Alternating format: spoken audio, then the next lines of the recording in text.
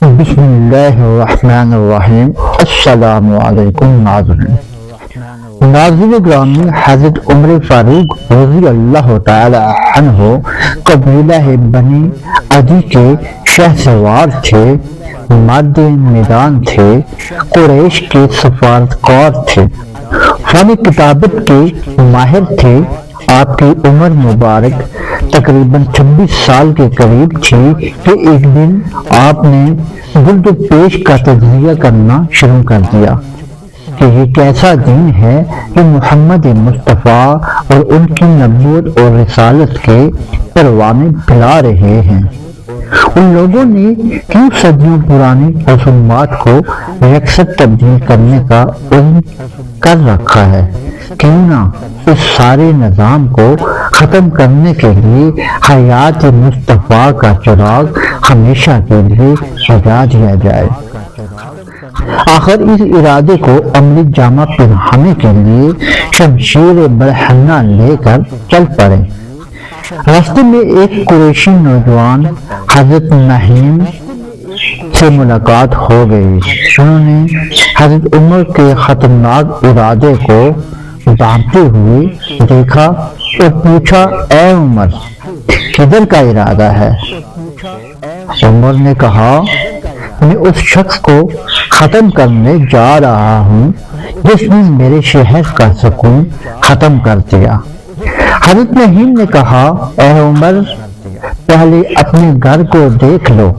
تیری بہن فاطمہ بنت خطاب اور تیرے بہنوئی سعید بن زید نے بھی اسلام قبول کر لیا ہے۔ یہ خبر سنتے ہی حضرت عمر فاروق غصے اور جلال میں آ گئے اور کہنے لگے اور بھاگتے ہوئے آئے اور سیدھے اپنی بہن اور بہنوئی کے گھر پہنچے اور دونوں کو مار مار کر لہو لہان کر دیا۔ جب یہ ستم شہاری حد سے بڑھ گئی تو بہن نے کہا، اے بھائی، تو جتنا چاہے مار لے، میرے جسموں کو ٹکڑے ٹکڑے کر دے، لیکن میں دین ہدایت سے نہیں ہٹ سکتی۔ بہن کا یہ جذبہ دیکھ کر حضرت عمر کا دل نرم ہو گیا۔ پھر کہا، مجھے وہ دکھاؤ جس کی تم تلاوت کر رہے تھے۔ بہن نے کہا، تم مشرک ہے، اگر تجھے شوق ہے تو پہلے غسل کرو۔ پھر حضرت عمر نے غسل کیا تو بہن نے وہ تحفہ لا کر دے دیا جس کے چند اوراق تھے اور سورت طٰ لکھے ہوئے تھے۔ اور ہم نے قرآن کو اس لیے نازل نہیں کیا کہ تم مصیبت میں پا جاؤ، یہ تو ڈرنے والے کے لیے نصیحت ہے، اور یہ اس کی طرف سے نازل ہوا ہے جس نے زمین اور بلند آسمانوں کو پیدا کیا، اس کے سوا کوئی عبادت کے لائق نہیں، اسی کے لیے ہیں اچھے نام۔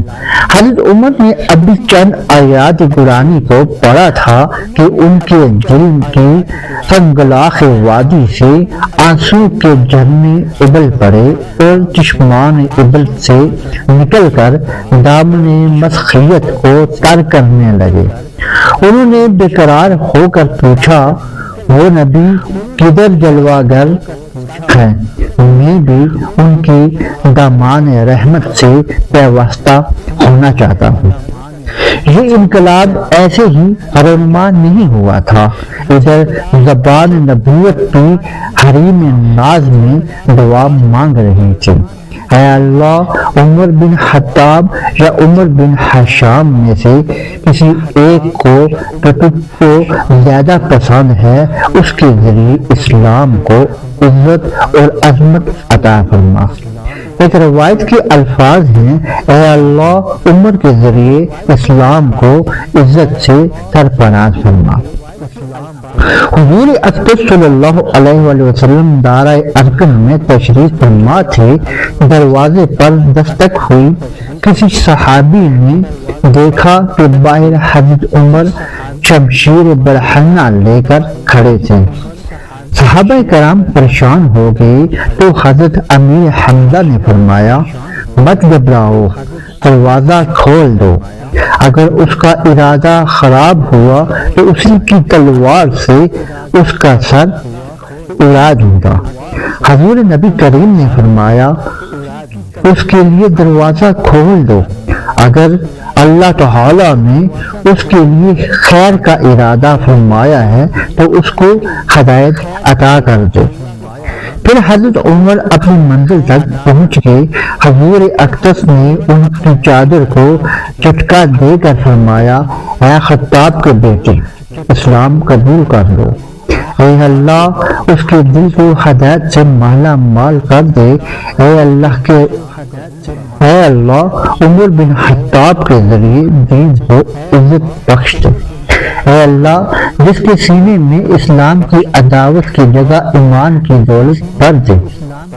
حضرت عمر رضی اللہ تعالی عنہ فرماتے ہیں، اس کے بعد میں نے عرض کیا، میں گواہی دیتا ہوں کہ اللہ کے سوا کوئی معبود نہیں اور آپ واقعی اللہ کے رسول ہیں۔ حضور اقدس صلی اللہ علیہ وآلہ وسلم اور تمام صحابہ کرام نے نعرہ تکبیر بلند کیا، جس سے مکہ مکرمہ کی وادی گونج اٹھی۔ آپ نے مشرف پہ بے اسلام ہونے کے بعد عرض کیا، یا رسول اللہ، کیا ہم موت و حیات میں حق پر نہیں ہیں؟ حضور اقدس نے فرمایا، اللہ کی قسم تم ہی حق پر ہو۔ آپ نے عرض کیا، یا رسول اللہ، پھر ہم اپنے دین برحق کو کیوں چھپاتے ہیں حالانکہ ہم حق پر ہیں؟ وہ کافر باطل پر ہیں۔ حضور اقدس نے فرمایا، اے عمر، ہماری تعداد کم ہے، تم دیکھتے ہو کہ کفار مکہ کا برتاؤ کیسا ہے؟ آپ نے عرض کیا، اس ذات مقدس کی قسم جس نے آپ کو نبی برحق بنا کر بھیجا ہے، میں جن مجلسوں میں کفر کی حالت میں بیٹھا کرتا تھا اب اسلام کی حالت میں بیٹھا کروں گا۔ اس کے بعد مسلمان دو قطاروں کی صورت میں دائرہ ارقم سے نکلے۔ ایک قطار کے آگے حضرت عمر فاروق رضی اللہ تعالی عنہ تھے اور دوسری قطار کے آگے حضرت امیر حمزہ رضی اللہ تعالی عنہ تھے، یہاں تک کہ مسجد حرام میں داخل ہو گئے۔ کفار مکہ پر اوس پڑ گئی۔ حضرت عمر فاروق کے قبول اسلام کی خبر جنگل کی طرح آگ کی طرف پھیل چکی تھی۔ امام ابن ماجہ نے روایت کی نقل کی ہے کہ حضرت عمر فاروق کے ہاتھ میں شمشیر برہنہ تھی اور زبان پر کلمہ طیبہ کا ورد تھا۔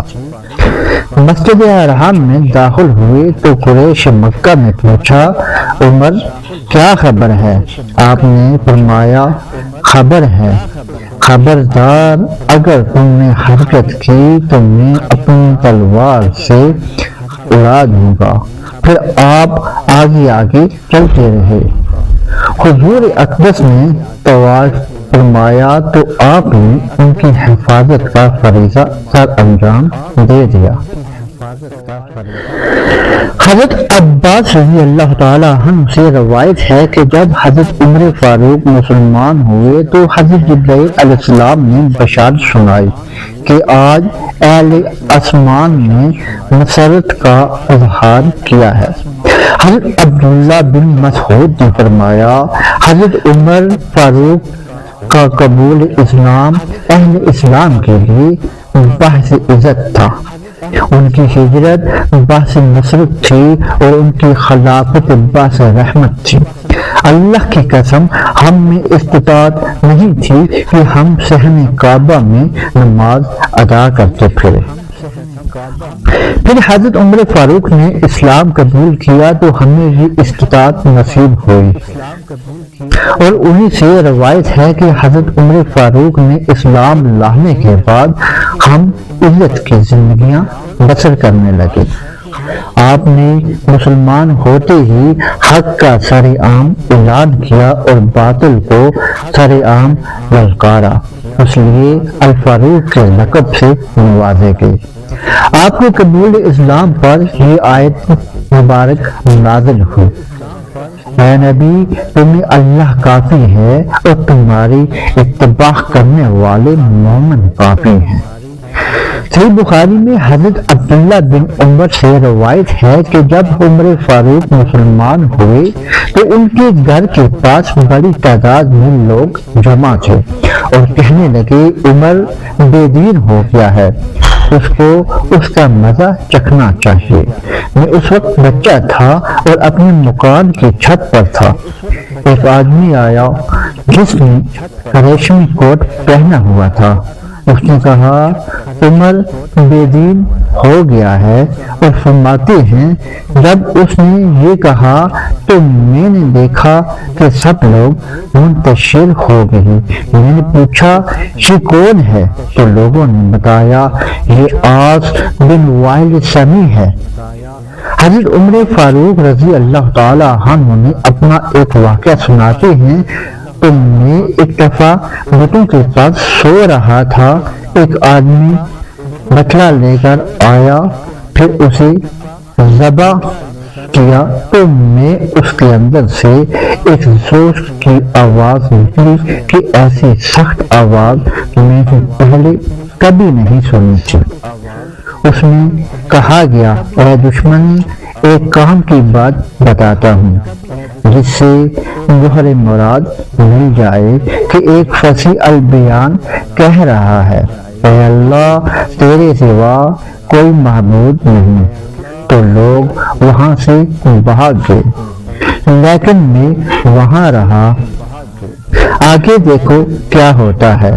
پھر آواز آئی اے دشمن ایک کام کی بات بتاتا ہوں، ایک فصیح البیان کہہ رہا ہے اے اللہ تیرے سوا کوئی معبود نہیں، میں اٹھ کر چلا گیا۔